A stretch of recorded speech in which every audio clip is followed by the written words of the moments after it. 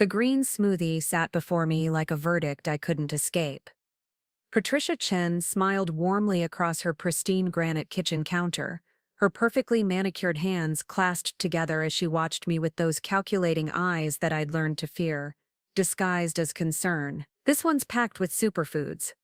Emma dear," she said, her voice dripping with that false sweetness I'd grown to despise. "Spirulina, chlorella, and my special blend of adaptogenic herbs. You've been looking so pale lately.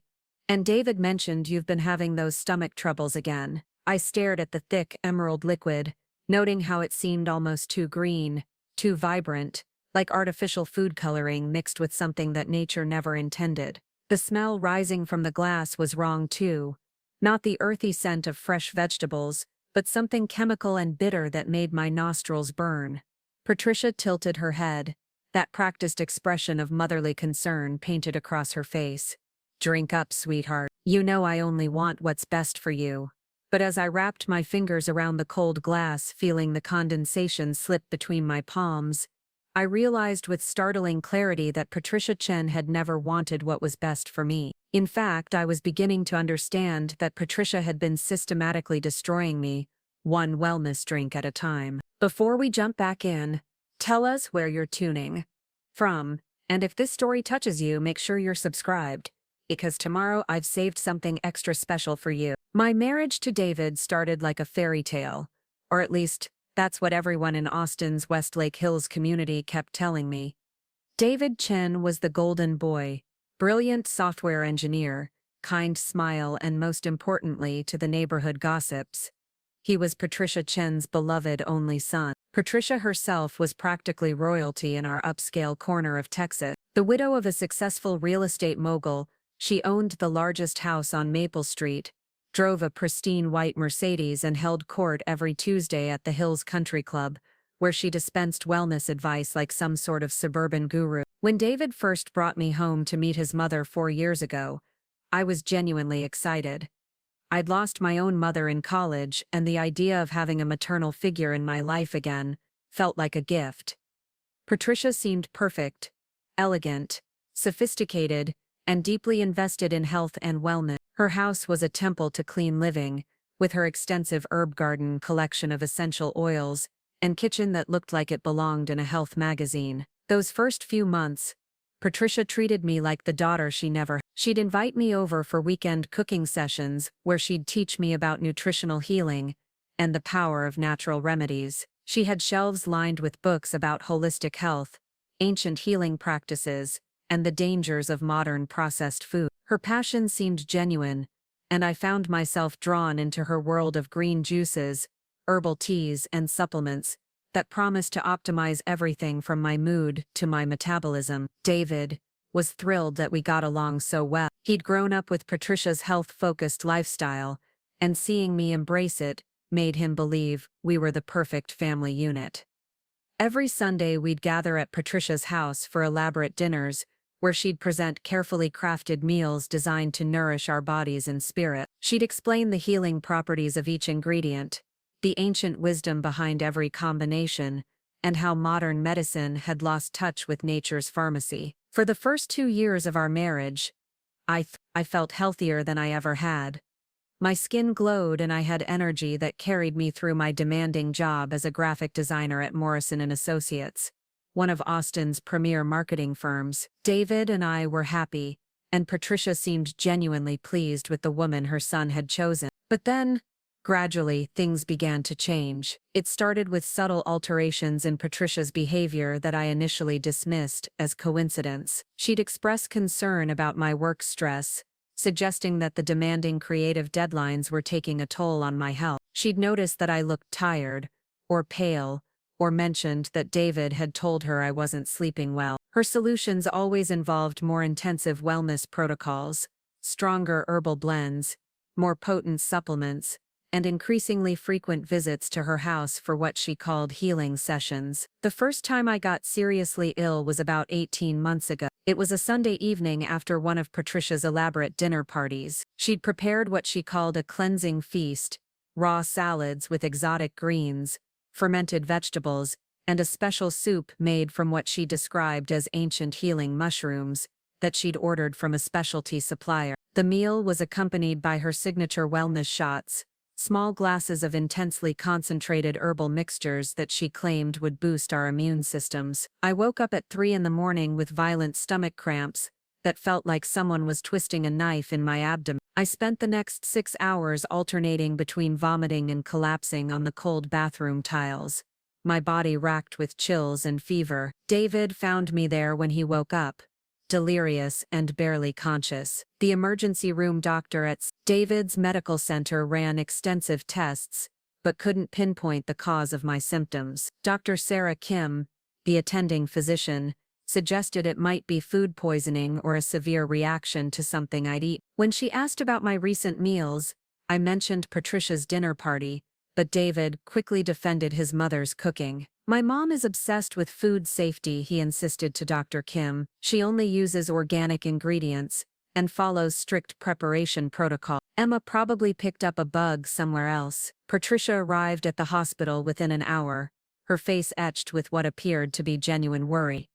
She brought flowers, a get-well card, and a thermos of what she called recovery broth, a clear liquid infused with ginger and herbs that she insisted would help settle my stomach. Even in my weakened state, I noticed how Dr. Kim looked slightly skeptical when Patricia began explaining her extensive knowledge of nutritional healing and how conventional medicine often missed the subtle signs of digestive imbalances. Sometimes the body just needs to purge toxins, Patricia explained to the doctor with confident authority. Emma works in a very stressful environment, with lots of artificial lighting and processed office snacks. Her system is probably overloaded with environmental pollutants. Dr. Kim nodded politely but recommended that I follow up with my primary care physician and consider keeping a food diary to identify potential triggers. Patricia immediately volunteered to help me design an elimination diet that would identify problematic foods and restore my digestive health. Over the following weeks, Patricia became even more involved in my wellness journey. She'd call daily to check on my recovery, stop by our apartment with specially prepared meals, and insist that I needed more intensive natural healing to address what she was convinced were underlying health issues that conventional medicine couldn't detect. The medical establishment doesn't understand the connection between emotional stress and physical symptoms, she'd explain while preparing elaborate herbal teas in my kitchen. Your body is trying to tell you something, Emma. We just need to listen more carefully. David supported his mother's increased involvement in my health management. He'd grown up trusting Patricia's wellness expertise, and seeing me struggle with mysterious symptoms made him grateful for her guidance. When I expressed occasional frustration with the endless supplements and restrictive eating plans, he'd gently remind me that his mother was only trying to help. She cured my childhood asthma with natural remedies when doctors wanted to put me on permanent medication, he'd say. Mom knows what she's doing. The second major incident happened 3 months later.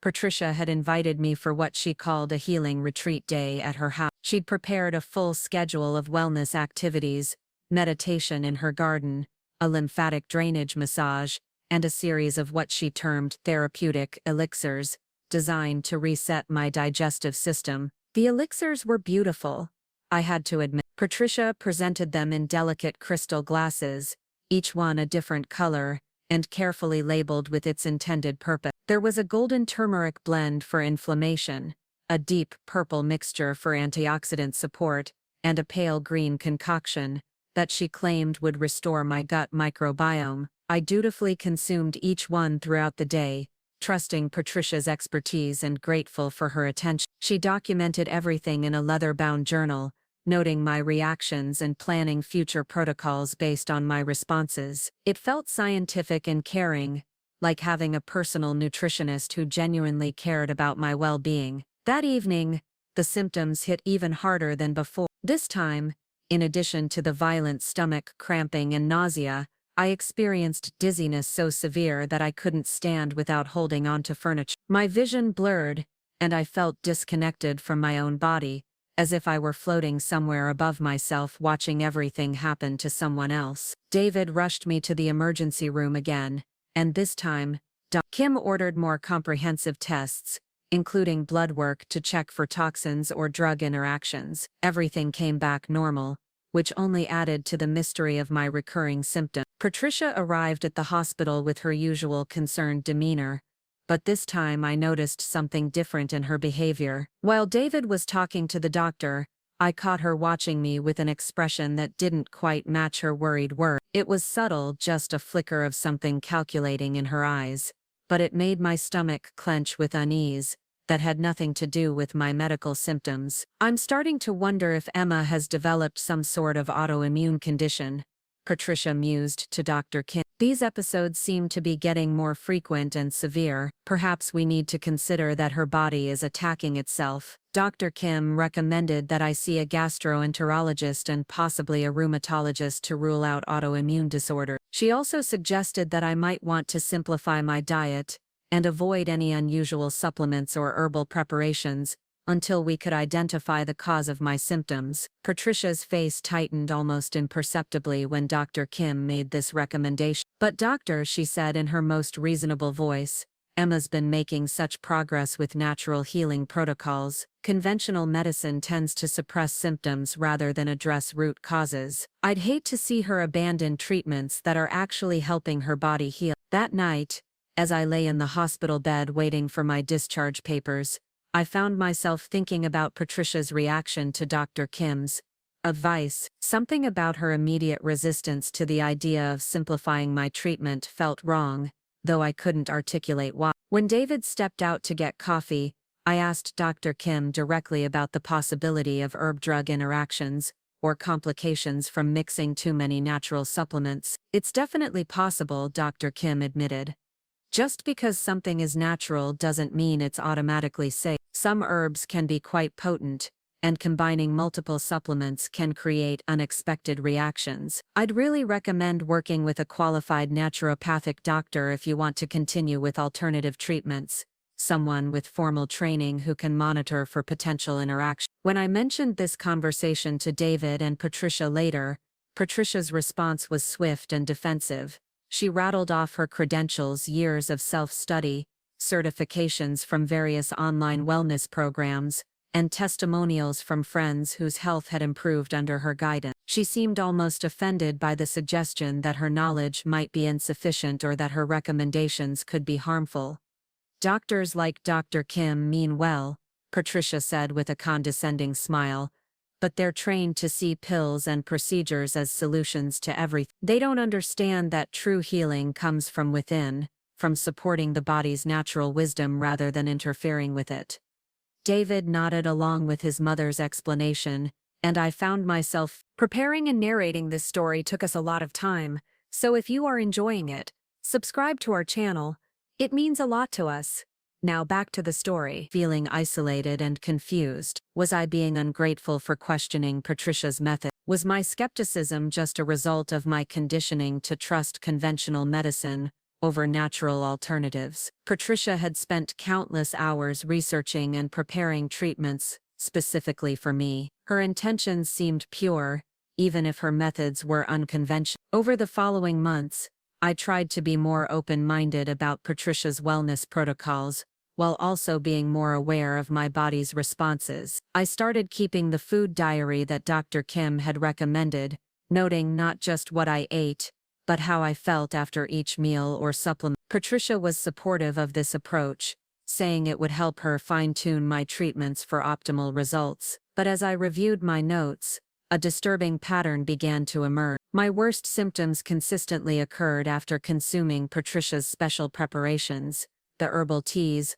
wellness shots, and therapeutic elixirs that she crafted specifically for my health issue. The correlation was undeniable once I started looking for it, though the implications were so disturbing that I initially refused to consider what it might mean. Patricia Chen, the woman who had welcomed me into her family, who had spent countless hours caring for my health, who claimed to love me like her own daughter, could she possibly be the source of my mysterious illnesses? The thought was so absurd, so unthinkable, that I dismissed it immediately. Patricia was a pillar of the community, respected by everyone who knew her. She had no reason to hurt me, and every reason to want me healthy and happy for her son's sake. My suspicions had to be the result of my own paranoia, maybe even a symptom of whatever underlying health condition was causing my problems, but once the seed of doubt was planted, I couldn't stop noticing things that had previously seemed innocent. The way Patricia's eyes would follow me when I drank her preparations, as if she were watching for specific reactions. How she always had a ready explanation for my symptoms that somehow required more intensive treatments, rather than questioning whether her remedies might be causing problems. The fact that I never experienced severe symptoms except after consuming something she had specially prepared for me. Most disturbing of all was the realization that Patricia seemed to know exactly what symptoms to expect and when they would appear. She'd call to check on me at precisely the times when I'd be feeling worst, arriving with new treatments that she claimed would address the specific problems I was experiencing. Her timing was too perfect, her preparedness too complete. 3 weeks ago, everything came into sharp focus during what would become my final healing session at Patricia's house. She had invited me over for what she called an intensive detox protocol designed to address what she was now diagnosing as chronic fatigue syndrome. The symptoms she described matched my experiences perfectly: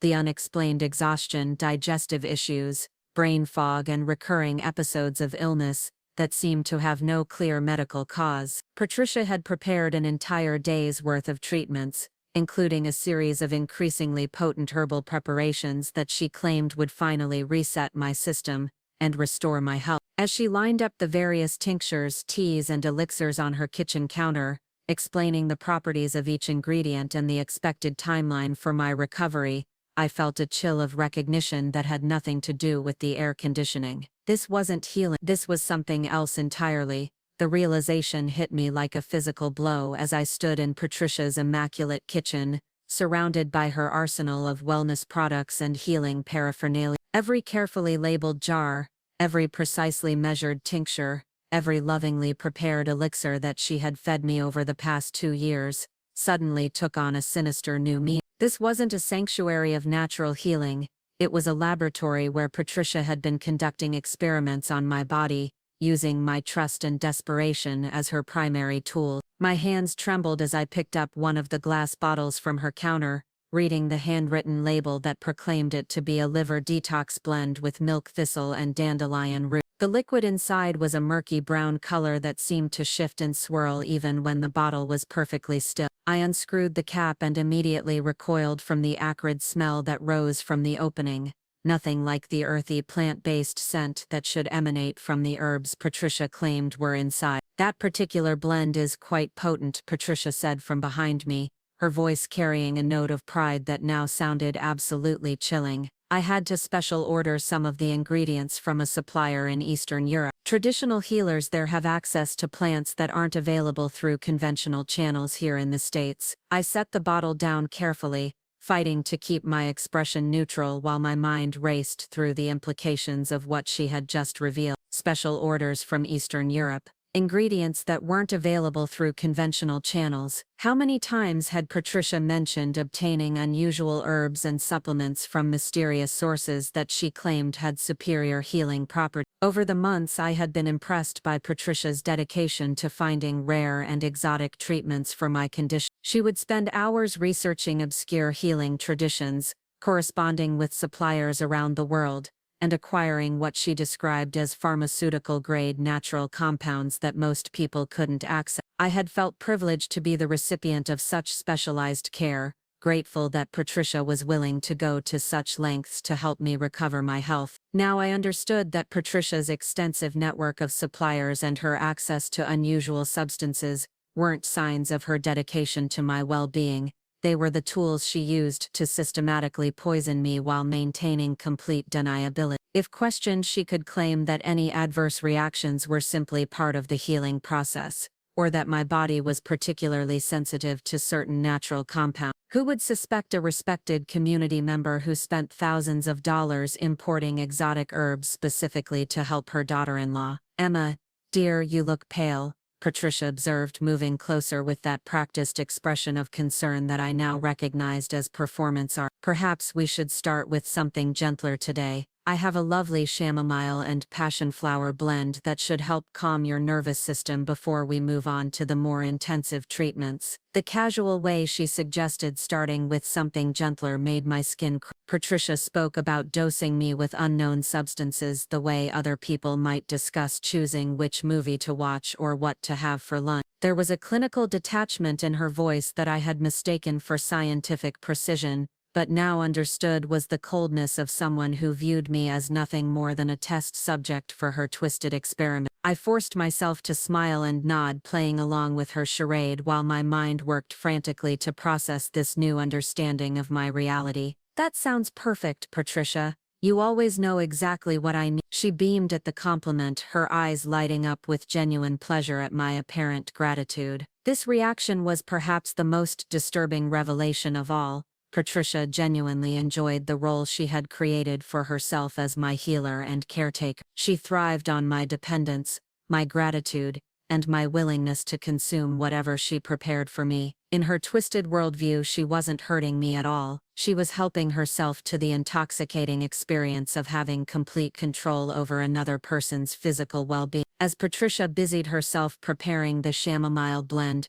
chattering about the therapeutic properties of each ingredient, I found myself studying her with new eyes. Everything about her behavior that I had interpreted as maternal care now revealed itself as something far more sinister. The way she insisted on preparing my food and drinks personally, never allowing me to help or observe too closely. How she always had specific recommendations for the exact timing and quantity of each treatment. The detailed questions she asked about my symptoms, probing for information about how my body was responding to whatever she had given me. Patricia wasn't a loving mother-in-law trying to help her son's wife recover from mysterious health problems. She was a predator who had found the perfect victim, someone isolated from family support, desperate for maternal connection, and trusting enough to consume anything presented as medicine. The fact that she could maintain her respected position in the community while slowly destroying me only added to her sense of power and invulnerability. Now, this particular chamomile comes from a small farm in Bulgaria, Patricia continued as she measured dried flowers into a ceramic infused. The soil there has unique mineral properties that enhance the plant's natural sedative compounds. You should feel wonderfully relaxed after drinking this. The way she emphasized the word relaxed sent ice through my veins. How many times had Patricia described the expected effects of her treatments in precisely these terms? She would tell me that I should feel energized or cleansed or balanced, and then monitor my reactions to see if her predictions matched reality. I had assumed she was sharing her knowledge of herbal medicine, but now I realized she was documenting the effects of whatever toxic substances she was feeding me. My phone buzzed with a text message from David asking how my session with his mother was going. The simple question filled me with a complex mix of emotions: anger at his willful blindness to what was happening, sadness for the marriage that was built on his inability to see his mother clearly, and fear about how he would react when I finally told him the truth about Patricia's healing treatments. David had grown up believing that his mother was a wise and caring woman who had saved him from the failures of conventional medicine. His childhood asthma had indeed improved during his teenage years while following Patricia's natural protocols, though it was equally possible that he had simply outgrown the condition as many children do. Patricia had built her entire identity around being the family's health expert, and David's recovery had become the foundation myth that justified her authority over everyone's medical decision. Convincing David that his mother was systematically poisoning me would require destroying his most fundamental beliefs about the woman who had raised him. Even if I could prove Patricia's guilt beyond any doubt, there was no guarantee that David would choose to believe the evidence over his lifelong faith in his mother's goodness. The prospect of losing both my marriage and my health to Patricia's machinations filled me with a despair so profound that I had to grip the edge of the counter to keep from swaying. "Emma, you seem distracted today," Patricia observed as she poured steaming water over the chamomile flower. "Are you feeling anxious about something?" Anxiety can interfere with the body's ability to process healing compounds effectively. The irony of her concern about my anxiety was almost overwhelming. Patricia was the source of my anxiety, the reason I felt constantly on edge and fearful about my own body's unpredictable responses to the most basic activity. She had systematically undermined my confidence in my own health, while positioning herself as the only person who could provide relief from the very problems she was creating. "I've just been thinking about what Dr. Kim said," I replied carefully, watching Patricia's reaction to the mention of the emergency room physician who had questioned my symptoms, about keeping track of everything I eat and drink to identify potential triggers. Patricia's smile tightened almost imperceptibly, and I caught a flash of something cold and calculating in her eyes, before she schooled her expression back into maternal warmth. "Dr. Kim means well, but she doesn't understand the complexity of natural healing process. When the body is releasing toxins, symptoms can appear to get worse before they get better. That's why it's so important to work with someone who understands the detoxification process intimately." There it was, Patricia's standard response to any suggestion that her treatments might be causing harm rather than healing. She had constructed an elaborate framework of pseudo-scientific explanations that could account for any negative reaction I might have to her preparation. If I felt worse after taking something she gave me, it was evidence that the treatment was working to purge toxins from my system. If I felt better, it proved that her approach was superior to conventional medicine. There was literally no outcome that Patricia couldn't interpret as validation of her methods. The chamomile tea finished steeping, and Patricia handed me the delicate porcelain cup with the reverent care of someone presenting a sacred offering. The liquid was pale gold and fragrant, looking exactly like the innocent herbal tea it was supposed to be. But I now understood that Patricia's skill lay not just in obtaining dangerous substances, but in disguising them within preparations that appeared completely normal and harmless. "Drink slowly and mindfully," Patricia instructed as she settled into the chair across from me with her own cup of tea. "Focus on how the warmth spreads through your body and notice any shifts in your energy or mood. I want you to become more attuned to your body's responses, so we can fine-tune your treatment protocols." I lifted the cup to my lips, inhaling the floral scent, while my mind worked frantically to figure out how to avoid consuming whatever Patricia had added to the innocent-looking chamomile tea. The irony wasn't lost on me that the woman who claimed to be teaching me to listen to my body was actually training me to ignore the most important message my body had been trying to send, that Patricia Chen was slowly killing me. Over Patricia's shoulder I could see into her herb garden through the kitchen window. Rows of carefully tended plants stretched across the manicured landscape, each one labeled with small metal markers that identified their supposed healing properties. I had always admired Patricia's dedication to growing her own medicinal herbs, viewing it as evidence of her commitment to natural health and self-sufficiency. Now I wondered how many of those plants were actually dangerous, rather than healing, and whether Patricia had been supplementing her garden varieties with more potent specimens that weren't meant for human consumption. "The garden is looking beautiful this season," I commented, still holding the cup without drinking while I searched for a way to dispose of its contents without arousing Patricia's suspicion. Patricia's face lit up with genuine pride as she turned to look at her botanical creation. "I've added several new varieties this year, including some that are quite rare in this climate. There's a particular nightshade species that I managed to cultivate from seeds I acquired through a specialty botanical society. Most people don't realize how many common garden plants have powerful medicinal properties when prepared correctly.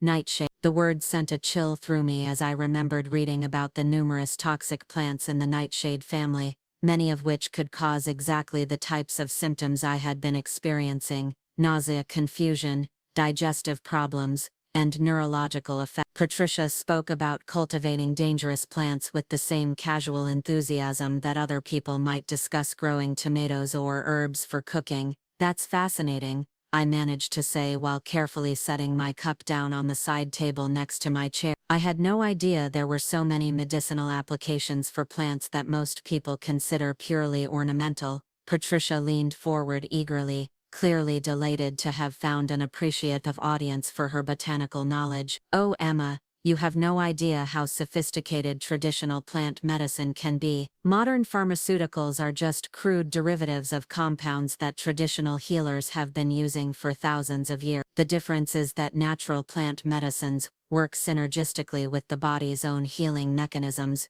instead of forcing artificial chemical reactions.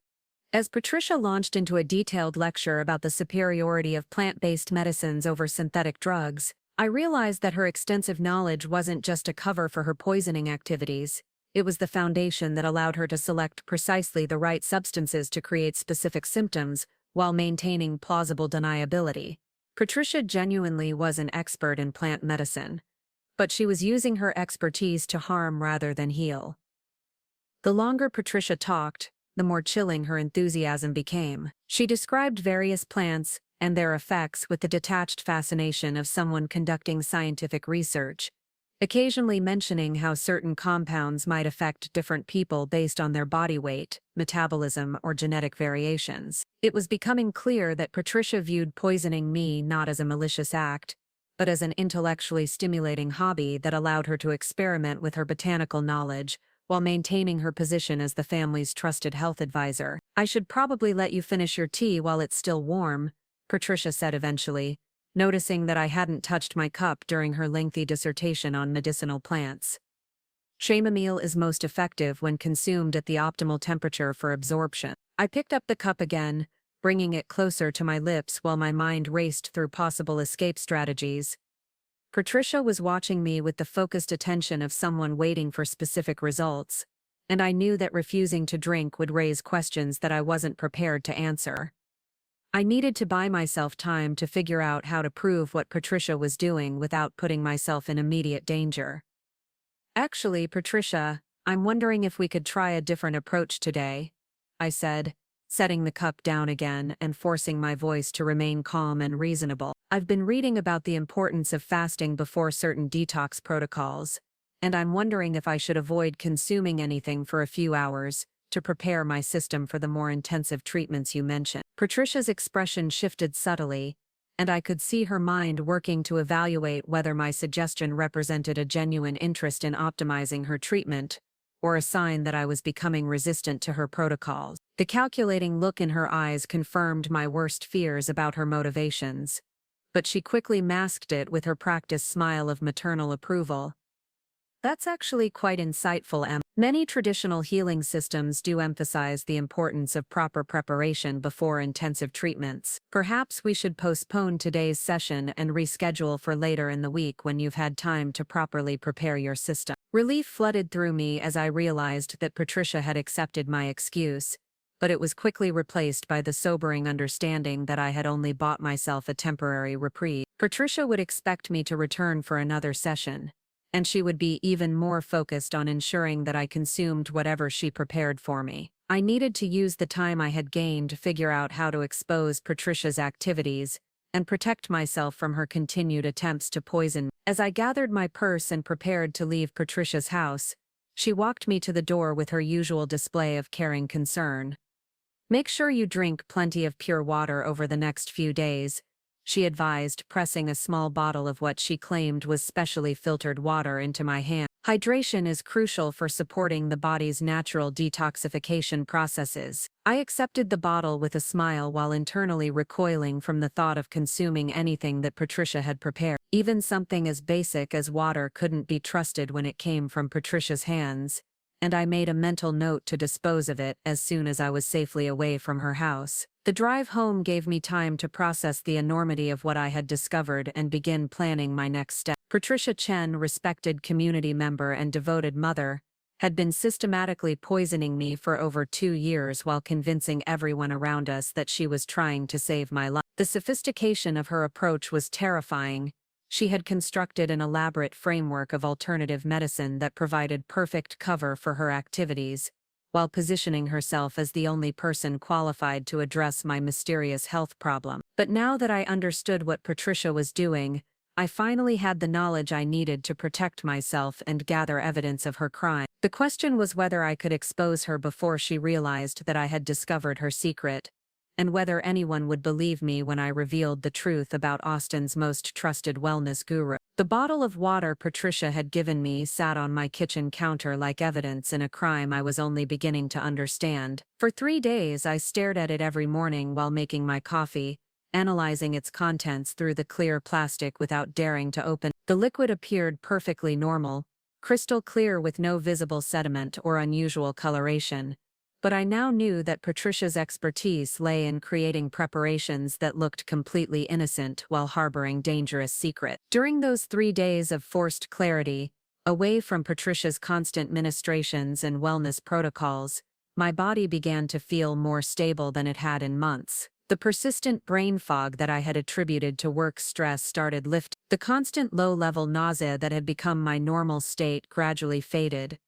Even my sleep improved dramatically once I stopped consuming Patricia's evening herbal teas that were supposedly designed to promote rest and relaxation. The correlation was undeniable, and yet I found myself struggling to fully accept what the evidence was telling me. The woman who had welcomed me into her family, who had spent countless hours researching treatments for my condition, who had opened her home and her heart to me, could she really be capable of such calculated cruelty? The cognitive dissonance was overwhelming, but my improving health spoke louder than my desire to believe in Patricia's innocence. On Thursday morning, David noticed the change in my appearance over breakfast. "You look better," he said, glancing up from his phone with surprise. "More like yourself. Whatever Mom's been doing for you is really working." The irony of his observation was so sharp it felt like a physical pain. David's relief at seeing me healthier was genuine, but he had it completely backward. I was improving because I had stopped consuming Patricia's treatments, not because they were finally taking effect. The fact that he immediately credited his mother for my recovery demonstrated just how deeply ingrained his faith in her healing abilities had become. "I think I'm finally turning a corner," I said carefully, studying David's face for any sign that he might be open to questioning his mother's methods. "I've been thinking about what Dr. Kim said, about keeping better track of what I eat and drink to identify patterns." David nodded approvingly while spreading peanut butter on his toast. "That's smart. Mom always says that healing is about understanding your body's unique responses to different treatments. She'll probably want to document this breakthrough so she can replicate it if you have any setbacks." The casual way David discussed documenting my responses to his mother's treatments sent a chill through me. He spoke as if I were a case study rather than his wife, someone whose medical information should be carefully tracked and analyzed by Patricia for future reference. It occurred to me that David had been unconsciously participating in his mother's experimentation by reporting my symptoms and reactions back to her during their regular phone conversation. "Actually, I was thinking about taking a break from Mom's treatments for a while," I said, watching David's reaction carefully, "just to establish a baseline so we can better understand which protocols are most effective." David's fork paused halfway to his mouth, and I could see him processing this unexpected development. In his worldview, stopping Patricia's treatments when I was finally improving made no logical sense. "But if you're getting better, why would you want to change anything? Mom's going to be so excited about your progress. She's been worried about you for months." The genuine concern in David's voice reminded me that he wasn't a villain in this story. He was another one of Patricia's victims, manipulated by years of conditioning to see his mother as the ultimate authority on health and healing. Patricia had cultivated his dependence on her expertise, just as systematically as she had cultivated my trust in her treatments. The difference was that David's relationship with his mother brought him comfort and validation, while mine was slowly killing me. "I just want to be scientific about it," I explained, using language that I knew would appeal to David's engineering mindset. "If we don't establish proper controls, we can't really know which variables are producing the positive result." This reasoning seemed to make sense to David, though I could see him struggling with the idea of contradicting his mother's recommendations. "I guess that makes sense from a data perspective," he admitted reluctantly.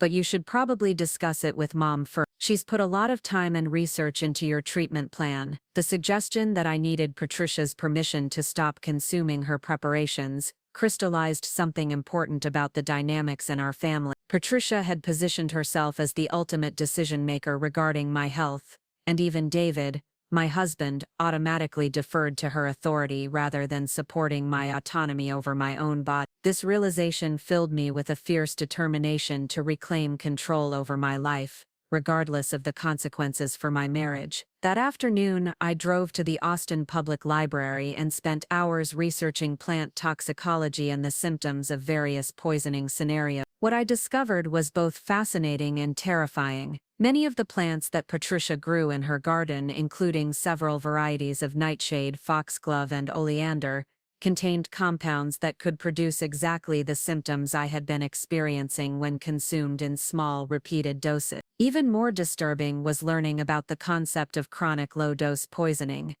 where toxic substances are administered in quantities too small to cause immediate life-threatening symptoms, but sufficient to create ongoing health problems that could be easily misattributed to other causes. This approach allowed poisoners to maintain their activities over extended periods while avoiding detection, since the symptoms often mimicked common medical conditions like digestive disorders, chronic fatigue, or stress-related illness. The research also revealed that many toxic plants could be processed and concentrated into tinctures or extracts that would be virtually undetectable when mixed with legitimate herbal preparation. Someone with Patricia's level of botanical knowledge would have no difficulty creating preparations that contained both therapeutic and harmful compounds, making it nearly impossible for the victim to identify which ingredients were causing problems. As I read case studies of historical poisoning incidents, I was struck by how many perpetrators had been trusted family members or caregivers who used their position of authority to administer toxic substances while claiming to provide medical care. The pattern was disturbingly familiar. The victim's health problems were attributed to pre-existing conditions or stress.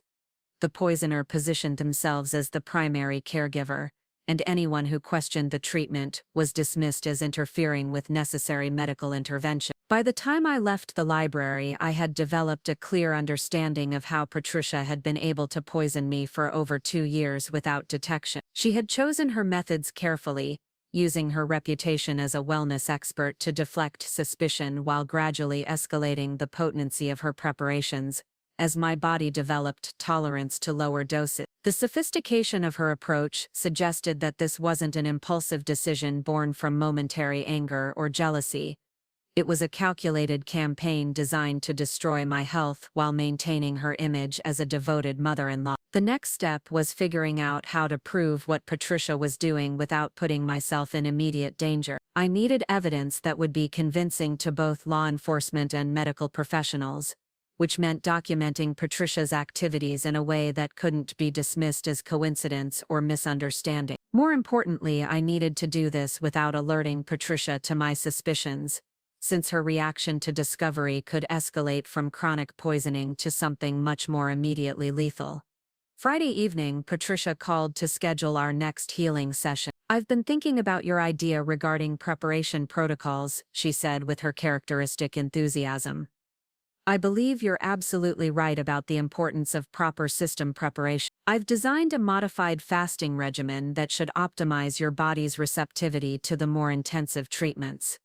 The clinical way Patricia discussed optimizing my body's receptivity to her treatments made my skin crawl, but I forced myself to respond with appropriate gratitude. "That sounds wonderful, Patricia. You always know exactly what I need.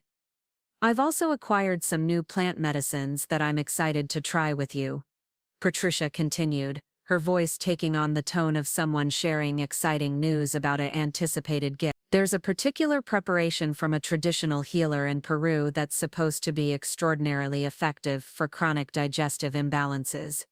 It's quite rare and expensive, but I think you're ready for something more potent." The phrase "more potent" sent ice through my veins as I realized that Patricia was planning to escalate her poisoning activities. My improving health during our brief separation had apparently convinced her that she needed stronger substances to achieve whatever effects she was seeking. The casual way she mentioned the expense of acquiring exotic preparations demonstrated that she viewed poisoning me as an investment worthy of significant financial resource. "I'm so grateful for everything you do for me," I managed to say while my mind raced through the implications of what she had revealed. "When were you thinking we should schedule the session? How about Sunday afternoon?" Patricia suggested. That will give you the weekend to complete the fasting protocol, and we'll have plenty of time for the full treatment sequence without feeling rushed. Sunday afternoon.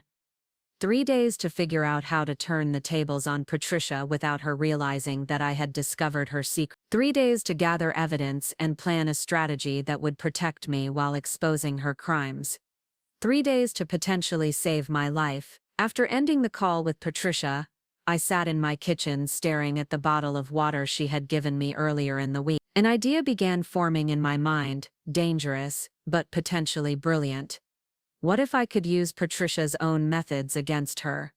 What if I could find a way to make her consume one of her own preparations while documenting the result? The plan that emerged over the next few hours was both simple and elegant.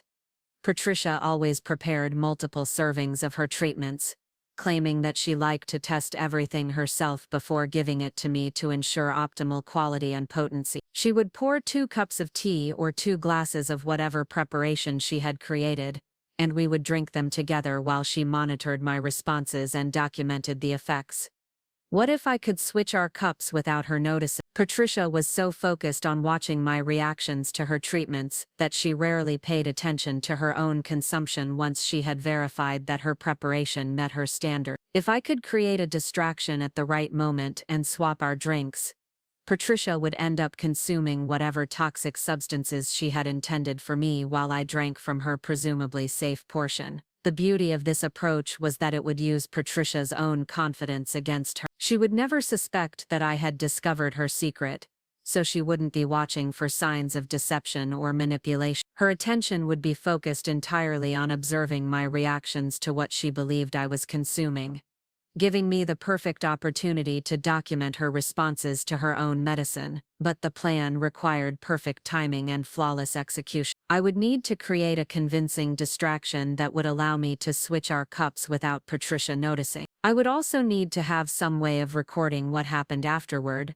both to protect myself legally and to ensure that Patricia couldn't deny what had occurred or claim that any symptoms she experienced were coincidental. Saturday morning, I drove to an electronics store and purchased a small digital recorder that could be concealed in my purse. I also bought a tiny camera that was designed for home security but small enough to hide among the decorative objects in Patricia's kitchen. The technology was surprisingly sophisticated and reasonably priced, making me wonder how many other people had found themselves in situations where they needed to secretly document dangerous behavior by trusted family members. That evening, I practiced the cup-switching maneuver using glasses of water on my own kitchen table. The movement needed to be smooth and natural, completed in the few seconds when Patricia's attention was diverted elsewhere. I experimented with different types of distractions, dropping my purse, pointing out something in the garden, asking questions that would require her to turn away or look down at her notes. After dozens of practice runs, I developed a technique that felt natural and unobtrusive. I would compliment Patricia on something visible through the kitchen window,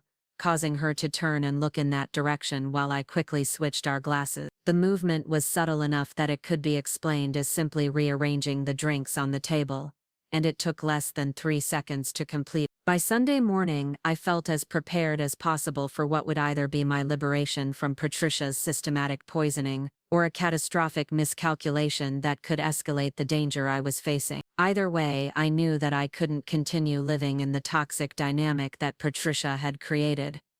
My health was improving too dramatically during our separation for me to go back to being her unwitting test subject. As I dressed for what I hoped would be my final healing session with Patricia Chen, I reminded myself that I wasn't just fighting for my own survival. I was fighting to expose a predator who had hidden behind a mask of maternal care while slowly destroying the person her son loved. Patricia had counted on my trust, my desperation, and my isolation to continue her activities indefinitely.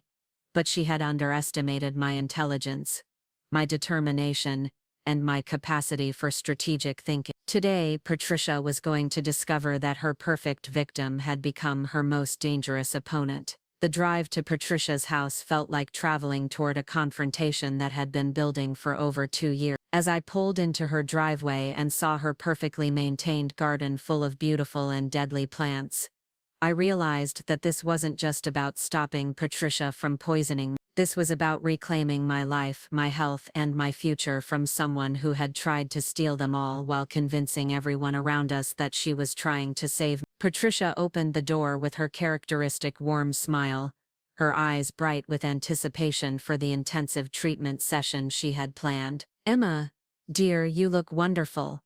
The fasting protocol has obviously been beneficial. I can't wait to see how you respond to the new preparation I've acquired for you." As I followed Patricia into her kitchen, surrounded by the tools and ingredients she had used to systematically poison me, I felt a calm determination settle over me. Today, Patricia Chen was going to get a taste of her own medicine, and I was going to be there to document every moment of her discovery that being the victim wasn't nearly as enjoyable as being the perpetrator. Patricia's kitchen gleamed under the afternoon sunlight streaming through her pristine windows, every surface meticulously organized with the tools of her trade. Glass bottles filled with mysterious tinctures lined the shelves, each one labeled in Patricia's precise handwriting with names that sounded both exotic and ominous. The air carried the complex scent of dried herbs and something else, something chemical and sharp that I now recognized as the smell of danger disguised as healing. "I've prepared something truly special for you today,"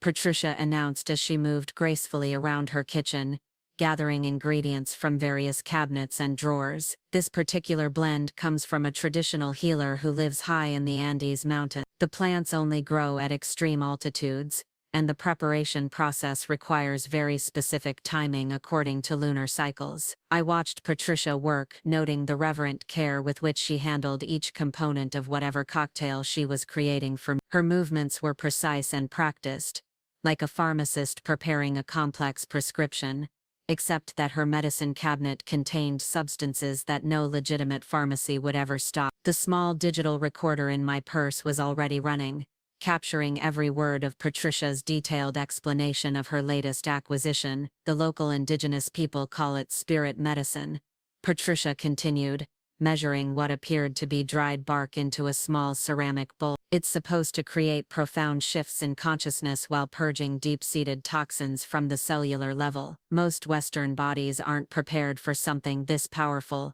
but I believe you're finally ready for a true breakthrough." The phrase, "profound shifts in consciousness," made my blood run cold as I realized that Patricia had moved beyond simple digestive toxins into substances that could affect my neurological function. Whatever she was preparing could potentially cause hallucinations, seizures, or worse. The casual way she discussed my readiness for something more powerful suggested that she had been gradually building up to this moment, preparing my system for whatever devastating effects she was hoping to achieve. "That sounds incredible," I managed to say while positioning myself at the kitchen table where I had hidden the tiny camera among Patricia's collection of decorative crystals earlier that morning. "You always manage to find the most amazing treatment. I don't know how I got so lucky to have you looking out for my health." Patricia beamed at the compliment, her eyes sparkling with genuine pleasure at my apparent gratitude. "Oh, Emma, it's my absolute joy to help you heal. Watching your progress over these months has been one of the most rewarding experiences of my life. There's nothing quite like seeing someone transform through the power of authentic natural medicine." The sincerity in Patricia's voice was perhaps the most chilling aspect of this entire experience. She genuinely believed that what she was doing was beneficial,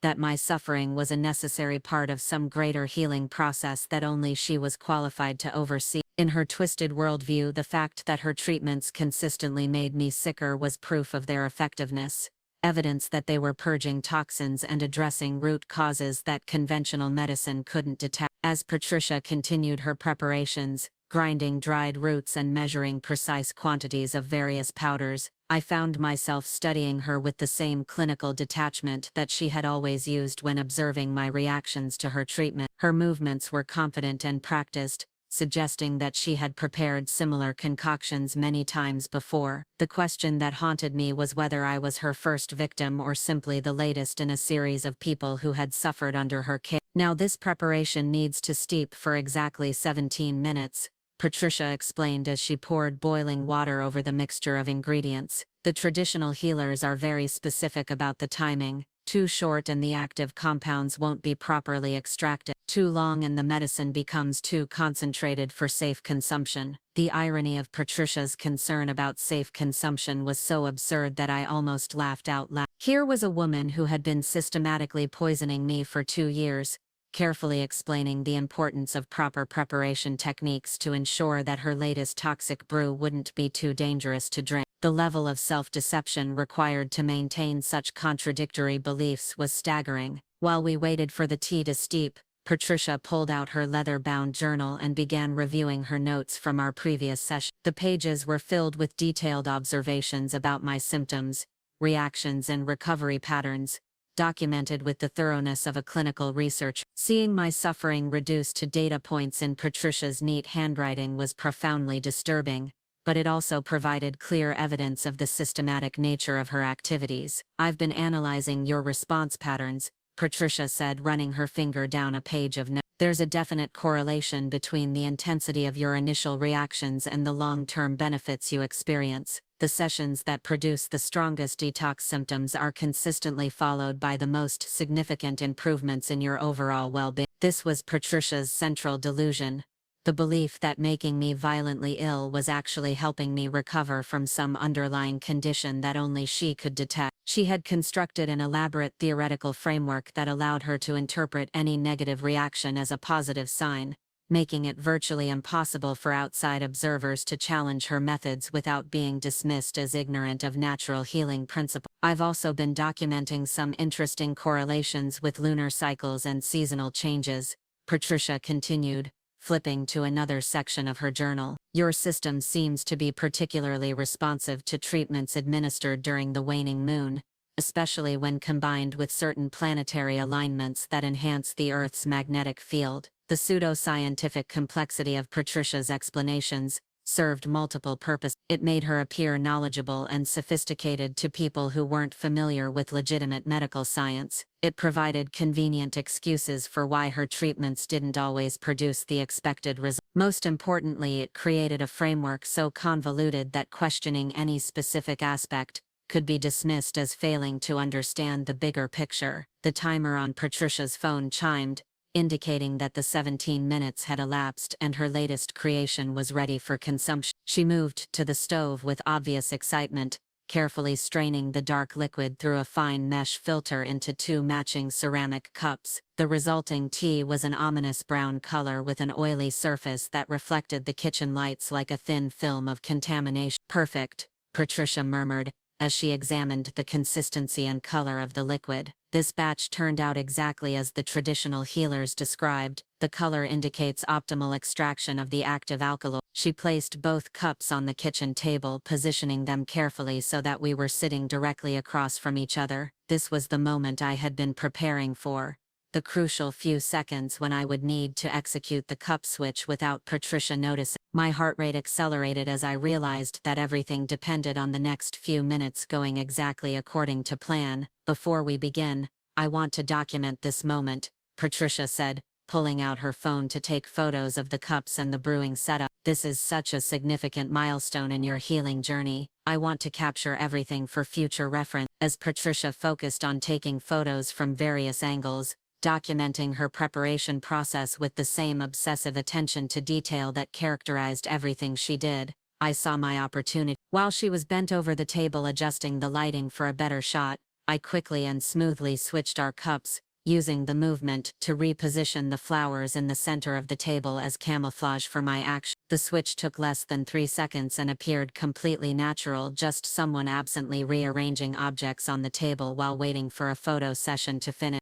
Patricia was so absorbed in her documentation that she didn't notice anything unusual, and when she finished taking pictures and sat back down, she automatically reached for the cup closest to her position, the one that now contained the toxic brew she had intended for me. "Now, I want you to drink slowly and mindfully," Patricia instructed, lifting her own cup with ceremonial reverence. "Focus on the sensations as the medicine moves through your system. Notice any changes in your energy, your perception, or your physical sensation. This is a sacred plant, teacher, and we want to honor its wisdom by paying careful attention to its messages." I lifted my cup, the one that Patricia had originally poured for herself and presumably hadn't contaminated, and took a small, cautious sip. The liquid tasted like bitter herbs and earth. Unpleasant, but not immediately alarming. Patricia drank more deeply from her cup, clearly confident in what she believed she was consuming, and eager to model the proper approach for what she thought was my first experience with such a potent preparation. The traditional healers say that you should drink the entire cup within the first 10 minutes. Patricia explained between sips. The medicine works best when it enters the system as a complete dose rather than being consumed gradually over a longer period. Following her own advice, Patricia continued drinking steadily while watching me with the focused attention of someone monitoring a scientific experiment. I mimicked her actions, taking regular sips from my cup while keeping my own attention focused on Patricia's face and behavior. If my plan had worked, she should begin showing symptoms within 20 to 30 minutes of consuming whatever toxic substances she had added to what she thought was my tea. For the first 15 minutes, nothing seemed unusual. Patricia maintained her normal demeanor, continuing to explain the theoretical basis for various plant medicines and asking detailed questions about any sensations I might be experiencing. I reported mild warmth and slight dizziness, symptoms that could be attributed to normal herbal tea or to my own anxiety about the situation I had orchestrated. But then Patricia paused mid-sentence, her hand moving unconsciously to her stomach with a slight frown. "That's odd," she murmured, looking momentarily confused. "I'm feeling a bit unsettled. That's very unusual for me. I've built up quite a tolerance to most plant medicines over the years." I kept my expression neutral while my pulse quickened with a mixture of vindication and terror. The plan was working. Patricia was experiencing the effects of her own toxic preparation. But I was also witnessing firsthand just how dangerous the substances were that she had been feeding me for months. Whatever was in that tea was powerful enough to affect someone who, by her own admission, had built up a tolerance to most plant medicines. "Maybe you're just more sensitive today," I suggested helpfully. "You've been working so hard to take care of everyone else. Sometimes our bodies force us to slow down and pay attention to our own needs." Patricia nodded absently, but I could see her growing concern as the discomfort in her stomach intensified. She tried to maintain her composure and continue our session, but her breathing became shallower and beads of perspiration appeared on her forehead despite the comfortable temperature in the kitchen. "Emma, I think I may need to cut our session short today," Patricia said, her voice tight with the effort of maintaining control. "I'm experiencing some unexpected reactions that I need to address. Perhaps we should reschedule for later in the week when I'm feeling more centered." "Oh no," I said with practiced concern. "You do look pale. Is there anything I can do to help? Maybe I should call David or take you to see Dr. Kim at the hospital." The suggestion of medical attention caused Patricia's eyes to widen with something that looked suspiciously like panic. No, that's not necessary," she said quickly. "I just need to rest and let my system rebalance. Sometimes when you work intensively with plant medicines, your body needs to process and integrate the energy." But even as Patricia tried to rationalize what was happening to her, I could see her growing fear as her symptoms worsened. Her skin had taken on a grayish pallor, and her hands were beginning to tremble as she gripped the edge of the table. Whatever she had put in that tea was affecting her much more severely than she had expected, possibly because she had increased the potency specifically for what she thought would be my consumption. "Patricia, I really think we should get you some medical help," I insisted, pulling out my phone with genuine urgency. "You don't look well at all. This could be a serious medical emergency," I said. Patricia snapped with uncharacteristic vehemence, her carefully maintained facade of maternal warmth cracking under the pressure of her physical distress. "I know what I'm doing. I don't need conventional doctors interfering with natural healing process." But as the words left her mouth, Patricia doubled over with a groan of pain, her body finally succumbing to whatever toxic cocktail she had prepared for me. The irony of watching her experience the same symptoms that had sent me to the emergency room multiple times over the past 2 years was not lost on me, though I took no pleasure in seeing her suffer. "I'm calling 911. I announced, dialing the emergency number while Patricia was too incapacitated to stop me. This is clearly a medical emergency regardless of what caused. As I spoke to the emergency dispatcher explaining that my mother-in-law had consumed an unknown herbal preparation and was experiencing severe symptoms, Patricia looked up at me with an expression of dawning realization. For the first time, she seemed to understand that I wasn't the helpless victim she had always believed me to be. "You switched the cups," she whispered, her voice barely audible over the sound of approaching sirens. I met her gaze steadily, no longer bothering to hide my knowledge of what she had been doing to me. "I knew," I confirmed.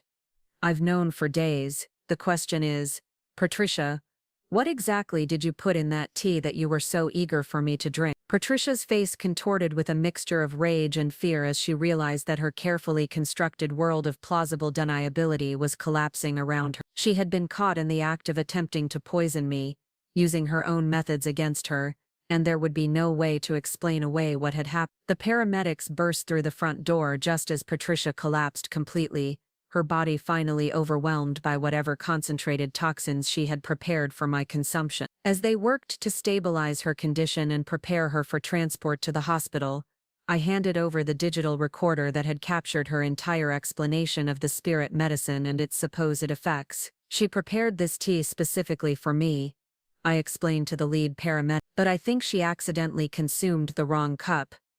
She's been treating me with various herbal preparations for months, and I've had multiple emergency room visits with similar symptoms." The paramedic's expression grew grim as he processed the implications of what I was telling him. "We'll need to run comprehensive toxicology tests," he said, already reaching for his radio to alert the hospital. "If there's a pattern of suspicious symptoms, the police will need to be involved." As the ambulance pulled away with Patricia strapped to a gurney, her consciousness fading in and out as her body fought against the poisons she had intended for me, I finally allowed myself to feel the full weight of what I had discovered and what I had done. Patricia Chen, respected community wellness expert and devoted mother, had spent 2 years systematically poisoning her daughter-in-law while convincing everyone around them that she was providing life-saving medical care. David arrived at the hospital 30 minutes after the ambulance, his face pale with shock and confusion as he tried to process what the doctors were telling him about his mother's condition. The toxicology results were damning.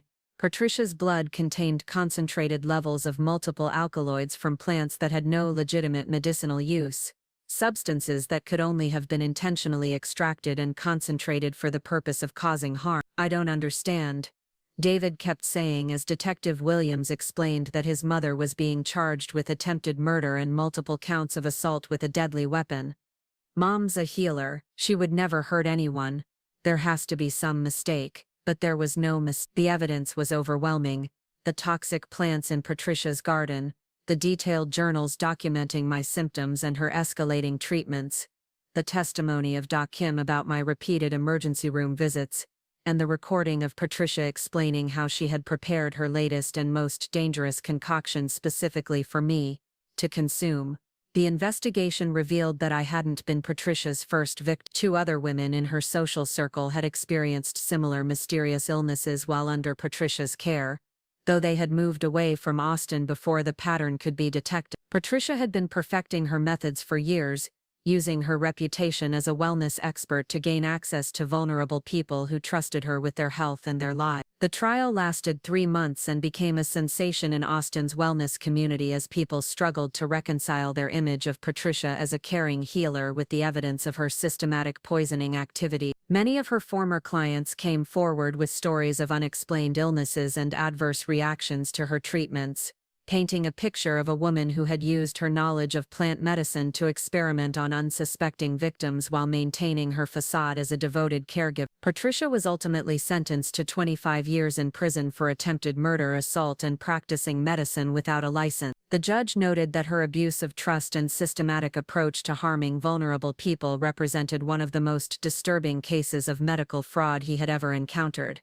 David and I divorced 6 months after Patricia's conviction. Despite the overwhelming evidence of his mother's guilt, he never fully accepted that the woman who had raised him was capable of such calculated cruelty. Our marriage couldn't survive the fundamental disagreement about Patricia's character and David's inability to process the reality of what she had done to me. But I survived. After years of mysterious illnesses, emergency room visits, and steadily declining health, I finally understood what had been wrong with me, and why conventional medicine hadn't been able to help. Once I stopped consuming Patricia's preparations, my health recovered completely within a matter of months. The chronic fatigue, digestive problems, and neurological symptoms that had defined my life for so long simply disappeared, leaving me stronger and more determined than I had ever been before. Today, I work as a victim's advocate, helping other people who have experienced medical abuse by trusted caregivers. Patricia's case opened my eyes to how common this type of poisoning actually is,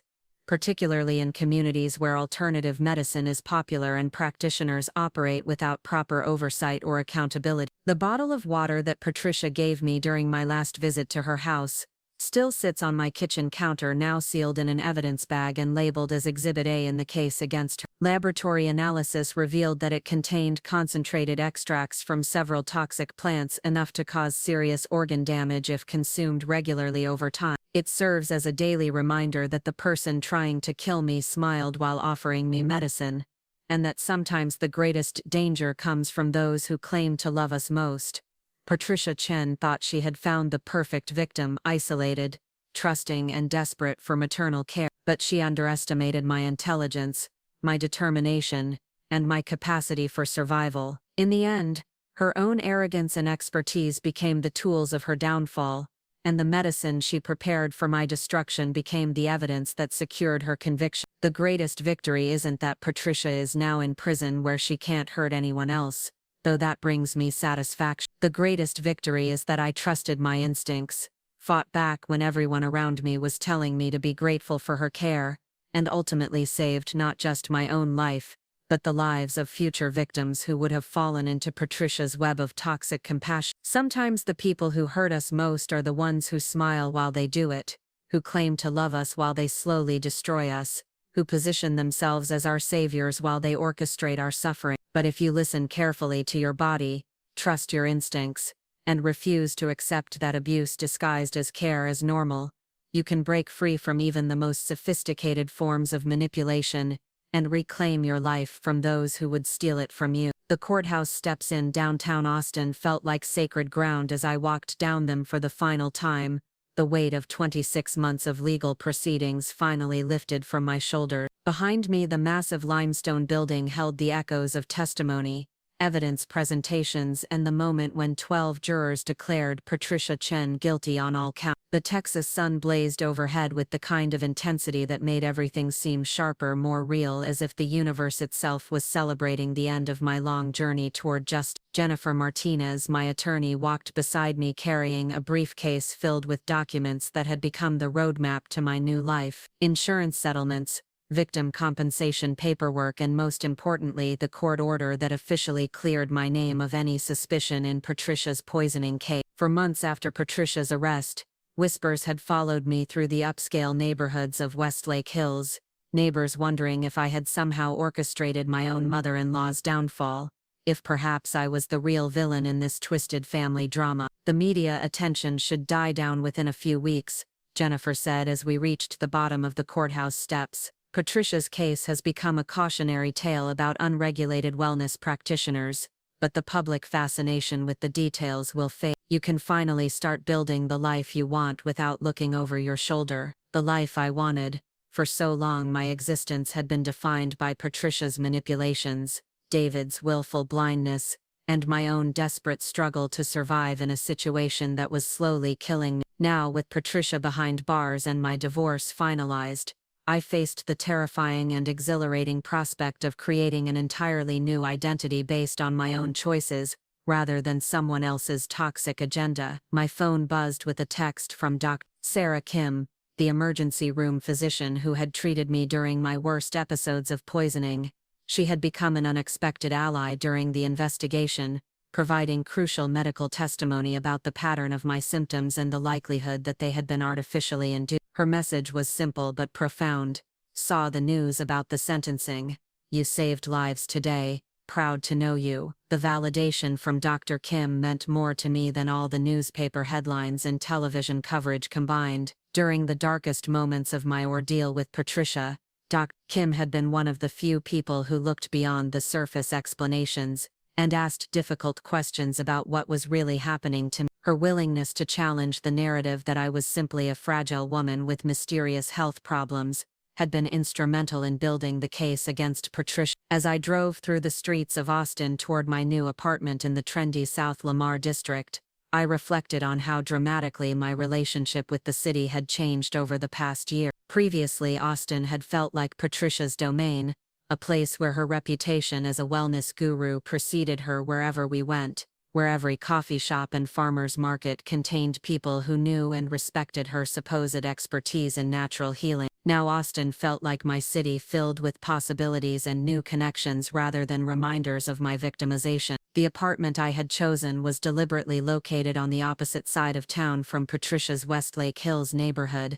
in a diverse community of artists, entrepreneurs and young professionals who cared more about authentic experiences than social status or alternative medicine credentials. The transformation in my living situation perfectly reflected the broader changes in my life since exposing Patricia's crime. Gone was the sterile perfection of the home I had shared with David, where every decorative choice reflected his mother's aesthetic preferences, and every meal was subject to her nutritional scrutiny. My new space was intentionally eclectic, filled with bright colors, comfortable furniture, and most importantly, a kitchen where I could prepare food without fear of contamination or hidden additives. The process of learning to trust food again had been one of the most challenging aspects of my recovery. For months after Patricia's arrest, I found myself compulsively reading ingredient labels, refusing anything that I hadn't prepared myself, and experiencing panic attacks in restaurants or social situations where I couldn't control what I was consuming. The trauma of systematic poisoning had created hypervigilance around the most basic human need, nourishment that required extensive therapy to overcome. Amanda Foster, the psychologist who specialized in medical trauma, had helped me understand that my food anxieties were a rational response to having my trust violated in such a fundamental way. Your body learned to associate care and nourishment with danger, she explained during one of our sessions. Healing means slowly rebuilding the neural pathways that connect eating with safety and pleasure rather than fear and survival. The therapeutic process had been just as intensive as the legal proceedings, requiring me to confront not only what Patricia had done to me, but also my own role in enabling the abuse through my desperate need for maternal connection. Foster helped me recognize that my willingness to trust Patricia's treatments wasn't a character flaw or sign of weakness. It was the natural response of someone who had experienced early loss and was seeking to fill the void left by my mother's death. Predators like Patricia are skilled at identifying vulnerabilities, Dr. Foster had explained. Your openness to a maternal relationship wasn't naivety, it was a healthy human need that Patricia exploited for her own psychological gratification. The responsibility for what happened lies entirely with her, not with your natural desire for family connection. Understanding the psychological dynamics that had made me vulnerable to Patricia's manipulation was crucial for my healing, but it was equally important to recognize the strength and intelligence I had demonstrated in ultimately exposing her crime. The cup-switching plan that had led to Patricia's downfall hadn't been the product of luck or coincidence.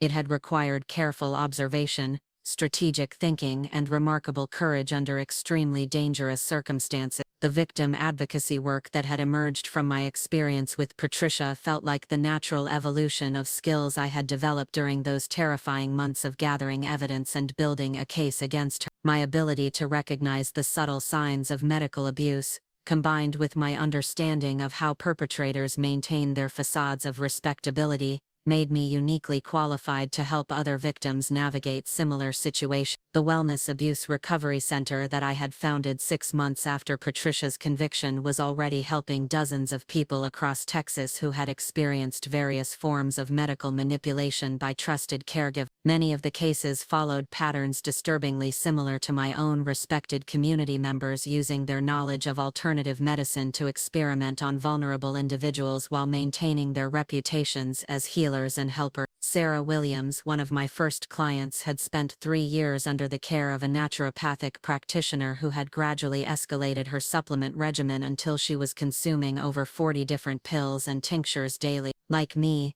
Sarah had experienced increasingly severe symptoms that were always explained as signs that the treatments were working to address deeper imbalances. Unlike me, Sarah had children to consider, which made leaving the abusive treatment relationship even more complicated. I kept thinking about what would happen to my kids if I stopped following Dr. Mitchell's protocols, Sarah had explained during our initial consultation. He convinced me that my health problems would become life-threatening without his interventions, and that conventional doctors would just mask the symptoms instead of addressing the root causes. I was terrified that if I didn't do exactly what he said, I would die and leave my children motherless. Sarah's case illustrated how medical abusers often use their victims' love for others as additional leverage to maintain control. The fear of abandoning family members or disappointing people who believed in the perpetrator's expertise created psychological barriers that were just as effective as physical restraints in preventing victims from seeking help or questioning the treatments they were receiving. Working with Sarah and other survivors also revealed the broader social dynamics that enabled medical abuse to flourish in communities that prioritized alternative medicine over conventional healthcare. The same cultural skepticism toward mainstream medicine that made people receptive to Patricia's wellness expertise also made them less likely to report suspected abuse or question the credentials of self-proclaimed healers. Dr. Marcus Thompson, the investigative journalist who had covered Patricia's case for the Austin American-Statesman,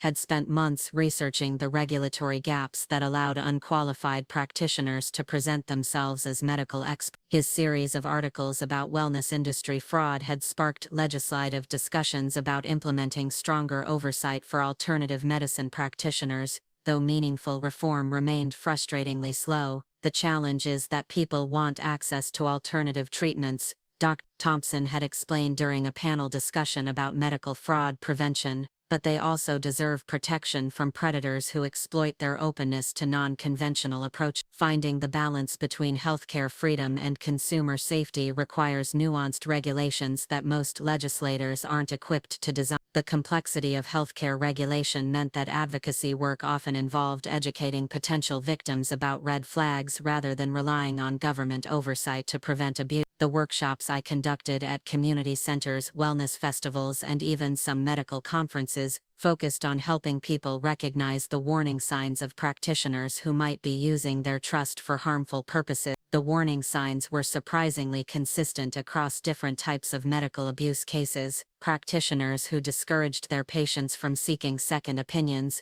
who claimed exclusive access to rare or secret treatments, who insisted that getting worse was evidence of getting better, or who gradually isolated their patients from family and friends, were exhibiting classic patterns of predatory behavior regardless of their specific medical philosophy. Trust your instincts about your own body, I would tell workshop participants. Legitimate healers welcome questions, encourage you to maintain relationships with conventional doctors, and respect your autonomy to make informed decisions about your care. Anyone who tries to become your only source of health information or who makes you feel guilty for questioning their methods is probably more interested in controlling you than healing you. The education work was deeply satisfying, but it was the direct service to individual victims that felt most connected to my own experience with Patricia. Each person who walked into the Wellness Abuse Recovery Center carried their own version of the confusion, fear, and self-doubt that I had experienced during the worst periods of my poisoning ordeal. Michael Chen,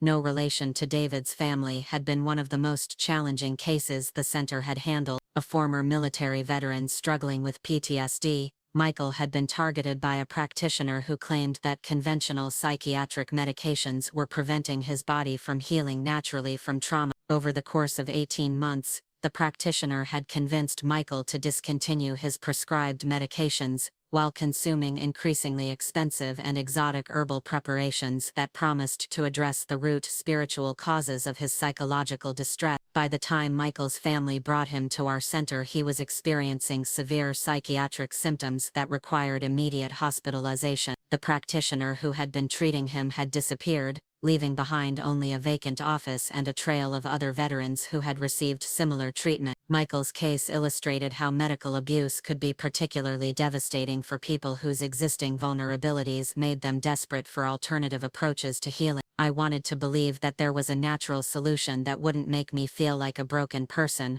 Michael had told me during one of our sessions after his stabilization on appropriate psychiatric medication. When someone tells you that your problems aren't mental illness but spiritual injury, and that they have the secret to healing you without drugs, it sounds like hope instead of exploitation. I lost 2 years of my life and nearly lost my mind because I wanted to believe in a miracle instead of accepting that recovery is slow and difficult work. Michael's experience reminded me that Patricia's victims weren't chosen randomly. We were selected because we had specific vulnerabilities that made us receptive to her particular brand of false hope. My desperate need for maternal connection, Sarah's terror of leaving her children motherless, Michael's desire to heal from trauma without feeling stigmatized. These weren't character flaws, but they were emotional needs that predators could identify and exploit. The realization that Patricia had studied my psychology as carefully as she had studied plant toxicology was both disturbing and empowering. Disturbing because it revealed the calculated nature of her manipulation, but empowering because it demonstrated that her success in deceiving me hadn't been due to my inadequacy or gullibility. Patricia had been skilled at identifying and exploiting human vulnerabilities, a talent that probably served her well in her real estate career before she discovered the darker possibilities of wellness coaching. The investigation into Patricia's background had revealed that her transition from real estate to alternative medicine had coincided with her husband's death from cancer 5 years earlier. According to several former colleagues, Patricia had become obsessed with natural healing during her husband's illness, convinced that conventional oncology treatments were unnecessarily toxic and that plant-based alternatives could provide superior results. When her husband died, despite Patricia's extensive research into alternative cancer treatments, she seemed to double down on her belief in natural medicine rather than questioning its limitations. Several people who knew her during this period described her as becoming increasingly militant about the superiority of plant-based healing and increasingly critical of anyone who chose conventional medical treatment for serious conditions. The psychological profile that emerged from this background research suggested that Patricia's poisoning activities weren't motivated by simple malice, but by a complex mix of grief, narcissism, and genuine delusion about her healing ability. In her distorted worldview, the fact that her treatments made people sicker was evidence that conventional medicine had damaged their systems so severely that intensive natural detoxification was required to restore health. This psychological framework helped explain why Patricia had been able to maintain her caring facade even while systematically poisoning me. She genuinely believed that she was helping me recover from problems that conventional doctors couldn't detect or treat. The fact that her help consistently made me worse didn't challenge her beliefs. It reinforced them by proving how damaged my system had become and how much intensive healing I required. Understanding Patricia's psychology was crucial for my own healing process, but it was equally important for preventing future victims from falling into similar traps. The workshops I conducted included extensive discussion of how predators use their own apparent sincerity and knowledge to build trust with potential victims. Many medical abusers weren't consciously evil, they were delusional individuals who had convinced themselves that their harmful actions were actually beneficial. The most dangerous medical abusers are often true believers, I would explain to workshop participants. They're not trying to hurt you. They're trying to save you according to their own distorted understanding of health and healing. This makes them particularly convincing because their concern seems genuine, and it makes them particularly dangerous because they have no internal barriers against escalating their interventions when initial treatments don't produce the results they expect. The 1-year anniversary of Patricia's sentencing fell on a crisp October morning that reminded me of the day I had first begun to suspect that something was wrong with her treatments. I marked the occasion by visiting the graves of Patricia's husband in Austin Memorial Park. Not to pay respects, but to try to understand the grief and delusion that had eventually led to her crimes against me and others. Standing at the grave of a man I had never met, reading the inscription about his loving devotion to family and his battle with cancer, I felt an unexpected wave of compassion for the woman who was now serving a 25-year prison sentence. Patricia's love for her husband had been real, and her desperation to save him had been understandable. The tragedy was that her inability to accept the limitations of alternative medicine had eventually transformed her from a grieving widow into a serial poisoner. That evening, I received a call from David for the first time since our divorce had been finalized. His voice was hesitant and strained. carrying the weight of everything that had been destroyed by his mother's actions and his own inability to accept the truth about her character. "I wanted you to know that I visited Mom in prison yesterday," he said without preamble.